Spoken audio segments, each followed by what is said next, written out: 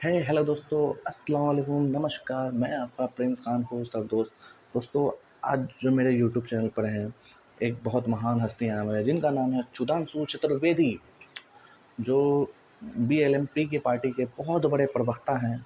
तो ये हमारा सौभाग्य है जो वो हमारे छोटे से चैनल पर आए।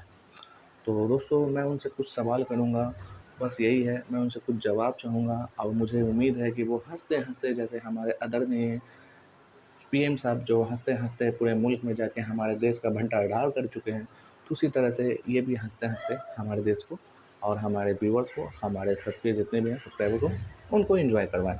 जय हिंद दोस्तों। दोस्तों, वो लम्हा आ चुका है कि हमारे सुधांशु चतुर्वेदी जी हमारे चैनल पर आ चुके हैं। तो सुधांशु जी, सबसे पहले मैं आपका धन्यवाद देता हूँ और मस्तक करता हूँ कि आप हमारे चैनल पर आएँ, हमारा मनोबल बढ़ाएँ। तो सुधांशु जी, कैसे हैं आप? मैं आपसे ज़्यादा कुछ सवाल नहीं करूँगा, बस ज़्यादा नहीं, कुछ 3 सवाल। और सबसे पहले बस बताएँ कि कैसे हैं आप? हाँ, नमस्कार प्रिंस जी, मैं आपका धन्यवाद करता हूँ कि आपने मुझे आपके चैनल पर बुलाया। इसके लिए मैं कोटि-कोटि मैं आपका आभारी हूँ। मैं प्रणाम करता हूँ आपको कि आपने मुझे अपने चैनल पर बुलाया। हाँ, तो सबसे पहले मैं आपका फिर से आभारी हूँ कि आपने मुझे बुलाया, अपनी जनता के लिए मुझे 2 बोल बोलने का मौका दिया। ये बात सत्य है कि हमारा हिंदुस्तान आज सबसे बड़ा मुल्क है और सबसे बड़ा गाय का उत्पादन करने वाला मुल्क बन रहा है और सबसे ज़्यादा अंधभक्त पैदा करने का हमारा मुल्क पैदा हो रहा है। जब तक हमारे अंधभक्त रहेंगे तब तक हमारी गद्दी रहेगी, हमारी सीट रहेगी, क्योंकि ये हमारे अंधभक्त की वजह से है। जो गोबर खाने वाले लोग हैं, जो गौमूत्र पीने वाले लोग हैं, उनकी वजह से आज हम जैसे इंसान आपके सामने आ रहे हैं, प्रवक्ता बने हुए हैं, देश को हम लोग चला रहे हैं। सिर्फ़ हमारे गोबर भक्त, अंधभक्त, मूत्र पीने वाले उनके लिए है और उनकी वजह से आज हम लोग इस हाल में हैं कि हमारा देश आज विश्व गुरु बन रहा है। इसके लिए आपको तो बहुत-बहुत उम, शुक्रिया करना चाहिए हमारे प्रिय पीएम जी का कि हम लोगों की वजह से आज हमारा हिंदुस्तान विश्व गुरु बनने जा रहा है। हमारा हिंदुस्तान आज से पहले कभी जाना नहीं जाता था। 2014 के बाद हमारा हिंदुस्तान आज़ाद हुआ। 2014 के बाद हमारा मुल्क आज़ाद हुआ। 2014 से पहले हमारा मुल्क आज़ाद नहीं था, ये पहले मैं आपको बता देता हूँ। हमारा मुल्क आज़ाद हुआ है 2014 के बाद। हमारा हिंदू धर्म खतरे में आया है 2014 के बाद। तो बस ये आप लोग जानें और ये समझें और मैं फिर से आपका प्रणाम करता हूँ, आभारी हूँ कि आपने मुझे अपने चैनल पर बुलाया। तो प्रिंस जी, पूछें आपका सवाल क्या है? जी, सुधांशु जी, मैं आपसे तो क्या मैं बोलूँ, आपने मुझे इस तरह से एक बात बोला है कि 2014 के बाद हमारा मुल्क आज़ाद हुआ है। तो मैं ये बोलूँगा कि 2014 के बाद जो हमारा मुल्क आज़ाद हुआ है, तो 1947 में क्या हुआ था? ये ठीक है। और दूसरी बात जो आप बोलते हैं कि अंधभक्त की वजह से, ये बात हकीकत है। मैं आप जो सच्चाई जो अपने दिल से बोले हैं, इसके लिए मैं सैल्यूट करता हूँ आपको कि आप ये एक सच्चाई बोल चुके हैं कि गोबर खाने वाले लोग की वजह से, गौ-मूत्र पीने वाले लोग की वजह से आज आप सत्ता में बैठे हैं। इंसान जो अंधा हो चुका है, जो अंधभक्त बन चुके हैं, ये सिर्फ़ आपके लोग हैं। तो सबसे पहले सुधांशु जी, मैं आपसे एक सवाल करता हूँ। असम में जो गाय खाया जाता है, तो वो क्या है?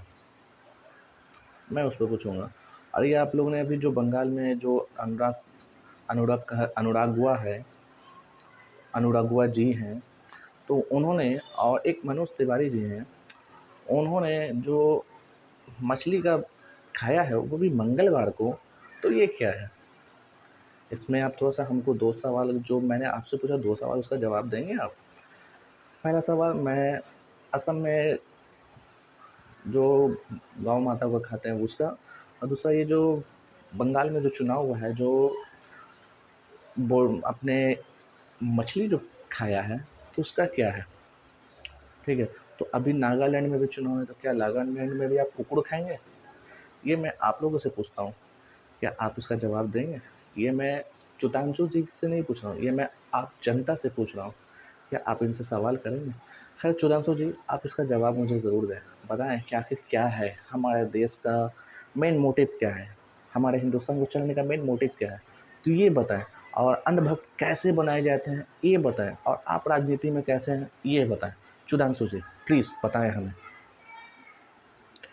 देखिए, सबसे पहले मैं आपको बोलता हूँ, ये जो असम में गाय खाया जाता है, दरअसल वो गाय है नहीं, वो मिथुन है। आप मिथुन खा सकते हैं, समझ में आया? आप मिथुन है वो, गौ माता है ही नहीं वो। गौ माता में भी कई प्रजाति आते हैं, तो वो मिथुन आप लोग खाते हैं, वहाँ के लोग मिथुन खाते हैं। और आपने दूसरी सवाल पूछा कि बंगाल में मछली, तो वो मछली नहीं थी, वो शाकाहारी मछली थी, मांसाहारी नहीं थी। वो मछली के नाम पर एक, क्या मैं बोलूँ, जैसे जिस प्रकार के मिथुन होते हैं, मिथुन गाय, उसी प्रकार के मछली होते हैं। तो आप लोग ये गलत प्रोपेगेंडा ना फैलाएं कि मंगलवार को मछली का हम लोग ने भोजन किया, ऐसा कुछ नहीं है। हमारे जो 2 लोकप्रिय नेता हैं, उन्होंने मछली का सेवन नहीं किया। उन्होंने, जैसे मैं आपको फिर से बोलता हूँ, जैसे असम में गाय, मिथुन गाय खाया जाता है, वैसे ही यहाँ भी मिथुन मछली होती है। तो मछली में भी कई प्रकार हैं, तो ये मांसाहारी नहीं हो गए, ये शाकाहारी होते हैं। तो शाकाहारी मछली हम लोग खा सकते हैं, तो इस बात को आप समझें। और दूसरी बात, आपने मुझसे ये कहा कि राजनीति में आप कैसे हैं। राजनीति में आना बहुत आसान है। आप गुंडा रहें, क्रिमिनल रहें, बैंक का रॉबरी आप करें, बैंक का पैसा जब्त करें, ठीक है, और आपको पूरी तरह से साफ सुथरा होना है, तो आप बीजेपी ज्वाइन कर लें। सीधी सी बात है, ये ज्वाइन कर लेंगे, आप राजनीति में रहें। और सबसे पहली बात, जो हमारे गुरु बोलते हैं उनकी बात पर चलें। जैसे हमारे योगी जी बोलते हैं, हमारे योगी जी का सुना है आपने भाषण, बंगाल के स्पीच में क्या क्या सुना है आपने? नहीं सुना, तो आप इसको सुने कि उन्होंने आखिर क्या कहा। तुम हमें खून दो, हम तुम्हें आज़ादी देंगे। ये किसने कहा था? विवेकानंद जी ने। तो जी, ये विवेकानंद जी ने ही कहा था, सुभाष चंद्र बोस जी ने नहीं कहा था, ये विवेकानंद ही जी ने कहा था। तो उनकी बात पर हम चलेंगे। हमारे एक और गुरु हैं, मोदी जी, उनकी बात पर चलेंगे। हम लोग देश में एक तरीके से, जो हम लोग देश को प्रोपेगेंडा जो फैला रहे हैं, हिंदू वर्सेस मुस्लिम, तो ये हमारी रणनीति है, ये हमारी रणनीति है। क्योंकि अगर ये रणनीति हम लोग नहीं करेंगे तो हम लोग हिंदुस्तान में राज नहीं कर पाएंगे। क्यों? क्योंकि हमारे पास कुछ मुद्दा है ही नहीं है जो हम लोग मुद्दा पब्लिक को देंगे और पब्लिक से वोट मांगेंगे। हम लोग के पास मुद्दा सिर्फ यही है। एक मुद्दा था राम मंदिर, तो वो हम लोगों ने बनवा दिया। अब दूसरा मुद्दा है हिंदू वर्सेस मुस्लिम, कटवा वर्सेस ना कटवा, बस यही है। तो आप लोग समझें हमारी बातों को, अच्छे से समझें, और जनता भी समझे। जनता को मैं सबसे पहले बोलूँगा, ये समझें। और गोबर भक्त, अंधभक्त कैसे पैदा होते हैं वो हम आप लोग को बताते हैं, ठीक है। उनके मुंह पर, उनके पॉकेट में कुछ कुछ 4 आना 8 आना देते रहे, तो वो गोबर भक्त बनते रहेंगे, ठीक है। वो अंधभक्त बनते रहेंगे, वो गोदी मीडिया बनते रहेंगे।